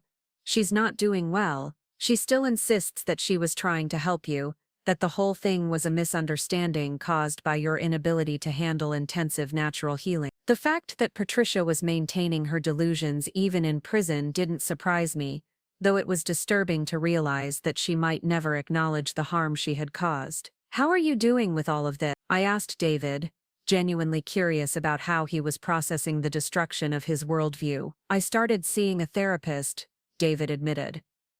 "Dr. Foster recommended someone who specializes in families affected by trauma. I'm trying to understand how I missed what was happening, how I could have been so blind to what Mom was doing to you." The vulnerability in David's voice reminded me of the man I had fallen in love with before Patricia's influence had poisoned our relationship. For a moment, I felt a flicker of the connection we had once shared, though I knew that too much damage had been done for any reconciliation to be possible. "I don't blame you for not seeing it," I told him honestly. "Patricia was skilled at hiding what she was doing, and she had your trust from childhood. I lived with her abuse for 2 years before I fully understood what was happening. I keep thinking about all the times you tried to tell me that something was wrong," David continued. "I dismissed your concerns, made you feel like you were imagining things. I was so committed to believing that Mom was helping you that I couldn't see that she was actually hurting you. I failed you as a husband, and I failed her as a son by not getting her the psychiatric help she needed before she hurt anyone." The conversation with David provided a form of closure that I hadn't realized I needed. His acknowledgement of his role in enabling Patricia's abuse validated my experience in a way that the legal proceedings, despite their importance, had never quite achieved. David's willingness to finally see the truth, even if it came too late to save our marriage, felt like a small victory in the larger battle against the gaslighting and denial that had characterized so much of my ordeal. After ending the call with David, I walked through my apartment, looking at the life I had built in the aftermath of Patricia's crime. The walls were covered with certificates from victim advocacy training programs, photographs from speaking engagements at medical conferences, and thank you letters from people whose lives had been changed by the work of the Wellness Abuse Recovery Center. Most prominently displayed was a framed copy of the new legislation that had been passed in Texas requiring alternative medicine practitioners to carry liability insurance and complete background checks before treating patients. The law was nicknamed the Patricia Chen Prevention Act by advocates, though the official name was more bureaucratic. Knowing that my experience had contributed to legal changes that might protect future victims felt like the ultimate transformation of trauma into purpose. The bottle of water that Patricia had given me during our final session remained on my kitchen counter, though it was no longer sealed in an evidence bag. The laboratory analysis had revealed a cocktail of plant toxins that would have caused liver damage, neurological problems, and potentially death if consumed regularly over several months. It served as a daily reminder of how close I had come to becoming Patricia's final victim, and how much strength I had found when faced with the choice between survival and submission. Tonight, like every night for the past year, I would prepare my own dinner using ingredients I had chosen and purchased myself. The simple act of nourishing my body without fear or suspicion remained one of the most profound pleasures of my recovered life. Each meal was a celebration of autonomy, a declaration that I would never again allow anyone else to control what I consumed or how I cared for my own health. As I chopped vegetables for a salad, I thought about the dozens of people who had contacted the center in recent weeks, seeking help with their own experiences of medical abuse. Tomorrow would bring new stories of manipulation, betrayal, and the long journey toward healing. But tonight, I would simply enjoy the peace of a life reclaimed from someone who had tried to steal it while smiling and calling it love. The woman who had once been desperate enough to trust Patricia Chen with her health and her life was gone, replaced by someone who understood that the greatest medicine was the courage to trust your own instincts even when everyone around you insists that you're wrong. Patricia had taught me many things during our toxic relationship, though none of them were the lessons she intended to share. Most importantly, she had taught me that survival sometimes requires fighting back against the people who claim to care about you most, and that the sweetest victory is living well despite their attempts to destroy you. The conference room at the Texas Department of Health buzzed with the kind of energy that comes when dedicated professionals gather to solve a problem that has been hiding in plain sight for too long. Around the oval table sat physicians, legislators, victim advocates, and law enforcement officials, all united by a shared understanding that the Patricia Chen case had exposed dangerous gaps in how the state regulated alternative medicine practitioners. Commissioner Margaret Hernandez opened the meeting by acknowledging the difficult truths that had emerged from the investigation into Patricia's activities and similar cases across Texas. "We're here because Emma Rodriguez had the courage to expose a predator who was hiding behind the respected facade of wellness expertise," she said, nodding toward where I sat near the head of the table. "But Emma's case isn't an isolated incident. Our research has identified at least 47 similar situations in the past 5 years, where unqualified practitioners have caused serious harm while claiming to provide healing services." The number 47 hit me like a physical blow. I had known that Patricia wasn't unique, that other predators were operating in the unregulated spaces between conventional medicine and alternative wellness. But hearing the specific count of verified cases made the scope of the problem feel overwhelming. Each of those 47 cases represented someone who had trusted a caregiver and been systematically harmed, someone who had endured the same confusion, fear, and isolation that I had experienced during the worst months of my poisoning ordeal. Dr. Rachel Morrison, the state's chief medical officer, presented the findings from her department's investigation into the alternative medicine industry. The data painted a disturbing picture of an entire sector that operated with minimal oversight, where anyone could claim expertise in plant medicine, energy healing, or nutritional therapy without demonstrating actual qualifications or submitting to professional standards. The current regulatory framework assumes that alternative practitioners are essentially harmless, Dr. Morrison explained as she displayed charts showing the exponential growth of unlicensed wellness providers across Texas. But as the Chen case demonstrates, access to certain plant materials and the ability to influence vulnerable patients can create opportunities for serious harm that rivals anything we see in conventional medicine malpractice cases. The presentation included case studies that made my stomach turn with recognition. A cancer patient in Houston who had been convinced to abandon chemotherapy in favor of increasingly expensive herbal protocols until his condition became terminal. A mother in Dallas who had nearly lost custody of her children after a wellness practitioner convinced her that their behavioral problems were caused by vaccine toxins that required intensive detoxification treatment. An elderly man in San Antonio, who had been systematically drained of his life savings through promises of plant medicines that would reverse his Alzheimer's disease. Each case followed patterns disturbingly similar to my experience with Patricia, trusted practitioners who gradually escalated their interventions, explanations that made suffering seem like progress, and victims who were isolated from conventional medical care until their situations became critical.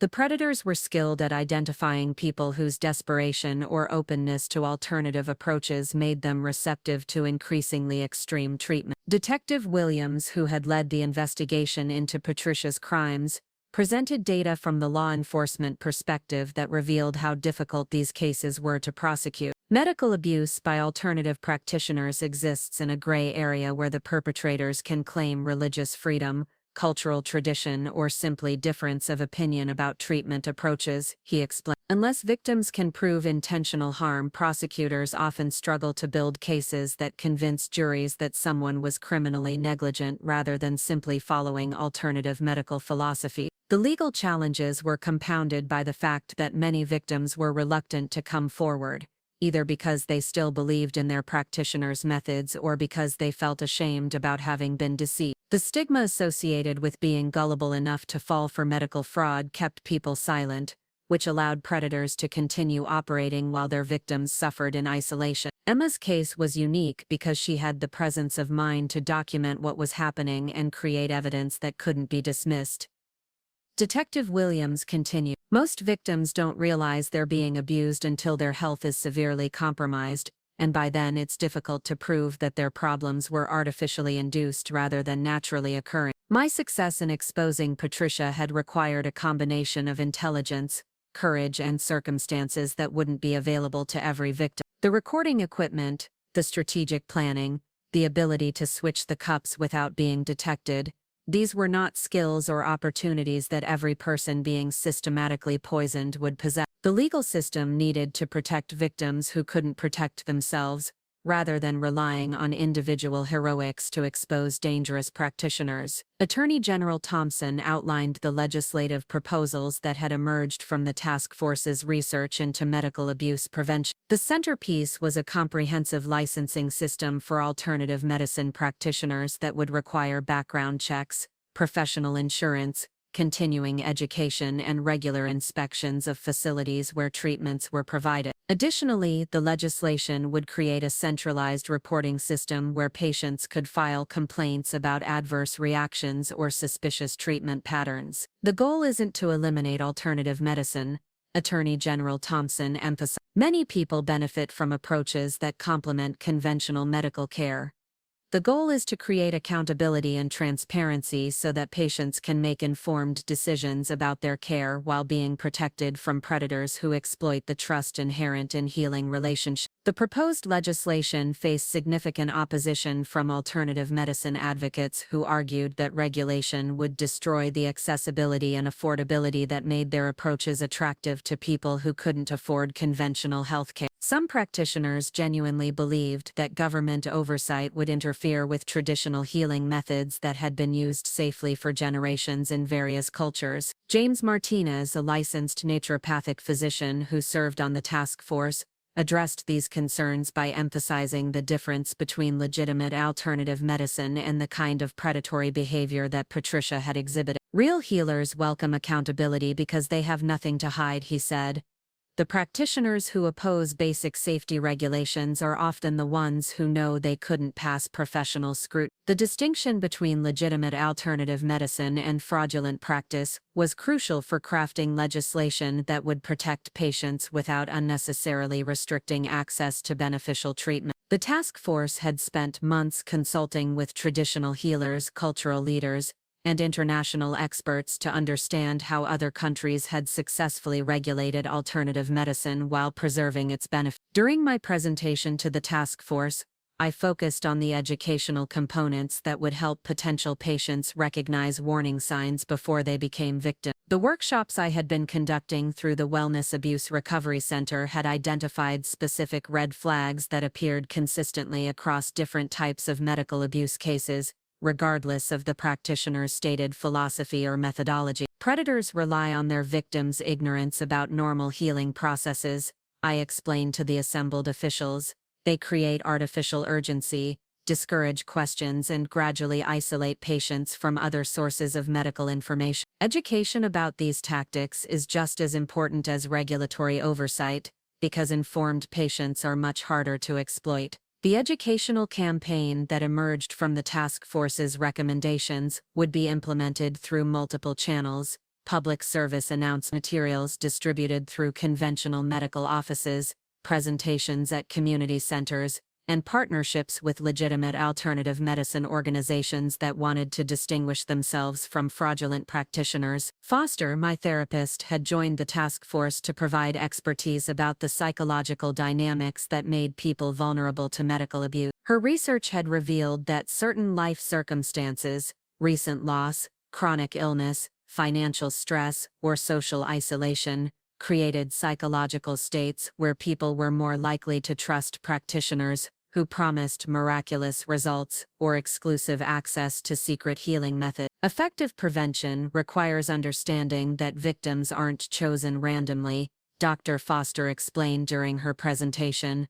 Predators are skilled at identifying people whose emotional needs or desperate circumstances make them receptive to manipulation. Education programs need to address these vulnerabilities directly, rather than simply assuming that rational information will protect everyone equally. The psychological research had also revealed the importance of addressing shame and self-blame among victims of medical abuse. Many people who had been harmed by alternative practitioners blamed themselves for being gullible or weak, which prevented them from seeking help or reporting crime. Public awareness campaigns needed to emphasize that medical abuse was a crime committed by skilled manipulators, not a mistake made by foolish patients. 6 months after the task force completed its work, the Texas Alternative Medicine Safety Act was signed into law during a ceremony at the state capitol. Governor Richards invited me to stand beside her as she signed the legislation, acknowledging that my experience with Patricia had been the catalyst for reforms that would protect thousands of future patients. Emma Rodriguez turned her personal trauma into a force for social change,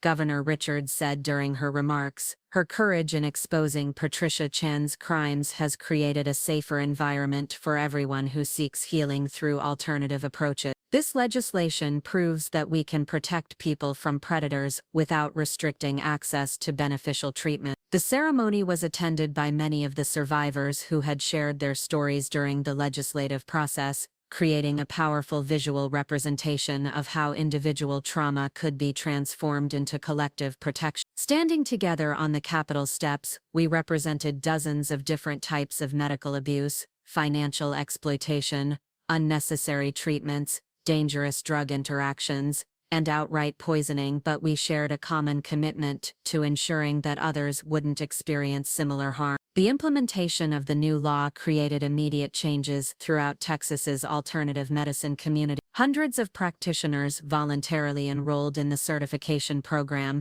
eager to demonstrate their legitimacy and distinguish themselves from the fraudulent operators who had damaged the industry's reputation. Several unlicensed practitioners simply disappeared rather than submit to background checks and professional oversight, which probably protected numerous potential victims from harm. The Wellness Abuse Recovery Center expanded its services to include assistance with the new reporting system, helping survivors document their experiences and file formal complaints against practitioners who had harmed them. The centralized database began revealing patterns that individual cases had hidden: practitioners who moved from city to city after causing problems, suppliers who provided dangerous substances to multiple unlicensed operators, and financial networks that supported fraudulent alternative medicine operations. Dr. Elizabeth Chen, again, no relation to Patricia or David, joined the center as its first full-time medical director after completing her residency in emergency medicine at Baylor College of Medicine. Her research focus was on developing protocols for treating patients who had been harmed by alternative medicine. Since conventional emergency medicine training didn't adequately prepare doctors to recognize or address the specific types of poisoning and injury that resulted from fraudulent wellness treatment, medical schools need to teach future doctors about the alternative medicine industry and the types of harm that can result from unregulated practices, Dr. Chen explained during one of our planning meetings. Emergency room physicians are increasingly seeing patients whose symptoms have been caused or worsened by alternative treatments, but we lack the knowledge base to provide appropriate care. The medical education component of our work involved developing case studies based on real situations that emergency room doctors could use to train residents and practicing physicians. Patricia's case became a textbook example of chronic poisoning that mimicked autoimmune disease, while other cases from our database illustrated different patterns of harm that alternative medicine abuse could cause. The international attention that the Texas legislation attracted led to speaking invitations from medical conferences, consumer protection organizations, and government agencies in other countries that were grappling with similar problems. The European Union was developing its own framework for regulating alternative medicine, and several member countries had requested presentations about how the Patricia Chen case had revealed gaps in existing oversight systems. During a presentation to health officials in Brussels, I was struck by how universal the patterns of medical abuse appeared to be across different cultures and healthcare systems. Whether the fraudulent practitioners claimed expertise in traditional Chinese medicine, Ayurveda, Native American healing, or Western herbalism, they used remarkably similar psychological techniques to gain trust and maintain control over their victims. The specific cultural context changes, but the fundamental dynamics remain the same, I explained to the international audience. Predators identify vulnerable people, offer hope for problems that conventional medicine hasn't solved, gradually escalate their interventions, and explain any negative outcomes as evidence that more intensive treatment is needed. The global perspective on medical abuse helped me understand that my experience with Patricia was part of a much larger phenomenon that required coordinated international responses. Traditional healing knowledge was being appropriated and corrupted by people who had no authentic connection to the cultures they claimed to represent, while legitimate traditional healers often lacked the resources to distinguish themselves from fraudulent operators. 3 years after Patricia's conviction, I received an unexpected letter from her in prison. The envelope bore the return address of the women's correctional facility where she was serving her sentence, and my initial impulse was to discard it without reading the content. But curiosity and perhaps some lingering need for closure convinced me to open the letter and see what Patricia wanted to communicate after years of silence. The letter was written in Patricia's familiar handwriting, though the penmanship was less controlled than I remembered, suggesting either declining health or psychological distress. Her words were carefully chosen, avoiding any direct admission of guilt, while expressing what she characterized as regret for the misunderstanding that had damaged our relationship. "Dear Emma," the letter began, "I have spent considerable time reflecting on the events that led to our current situation, and I want you to know that I never intended for you to experience any harm. My commitment to natural healing principles may have led me to pursue treatments that were too advanced for your particular constitution, and I deeply regret that my desire to help you resulted in such unfortunate consequences." Even in prison,